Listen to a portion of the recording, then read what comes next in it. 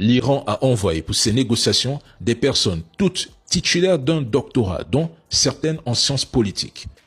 En face, les États-Unis ont envoyé un promoteur immobilier, un gendre, un avocat de carrière devenu vice-président et un général. L'Iran envoie des professionnels de la diplomatie qui connaissent les dossiers sur le bout des doigts. L'Iran maintient sa position. Il est prêt à la guerre qu'un accord soit conclu ou non. Téhéran affirme être totalement disposé à rentrer sans accord.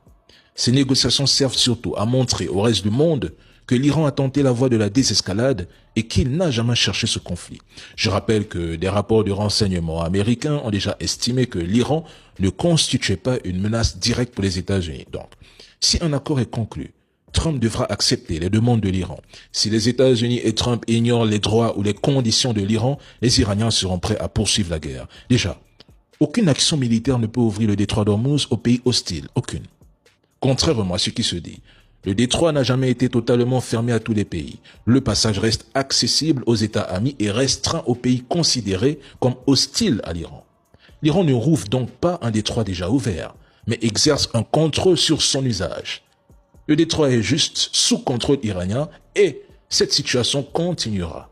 Les États-Unis ne peuvent rien y faire. Donald Trump lance une opération de déminage du détroit. Mais depuis quand l'Iran aurait miné le détroit? Et surtout, avec quel dragueur de mines américain? Parce que la marine américaine a retiré ses 4 derniers dragueurs de mines spécialisés du Golfe. Aujourd'hui, les États-Unis n'ont pratiquement plus de moyens directs pour déminer ou sécuriser un détroit de force. C'est d'ailleurs pour cela que Trump demande aux pays européens de prendre le relais sur ce type de mission. Je ne comprends pas les médias français. Ils font des émissions sur ce sujet alors qu'ils savent très bien que les derniers dragueurs de mines américains ont quitté le Moyen-Orient avant la guerre et ne sont plus opérationnels dans la région. Mais il y a aussi une autre réalité derrière cette histoire.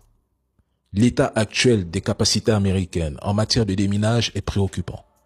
Depuis la guerre de Corée, où les mines ennemies avaient causé près de 70% des pertes de la marine américaine et coulé plusieurs navires de guerre, ce domaine est resté un point sensible et stratégique pour eux. En 1991, plusieurs rapports américains soulignaient la détérioration des capacités de la marine en matière de lutte contre les mines. Ils n'ont plus jamais investi dans ce secteur. Je n'arrive pas à croire que Donald Trump affirme qu'il est en train de déminer le détroit et que certains le prennent au sérieux. Mais les trolls, calmez-vous. Personne ne peut forcer le passage du détroit d'Ormuz. Personne. L'Iran maintient un contrôle total sur ce détroit. Le reste n'est que pure propagande.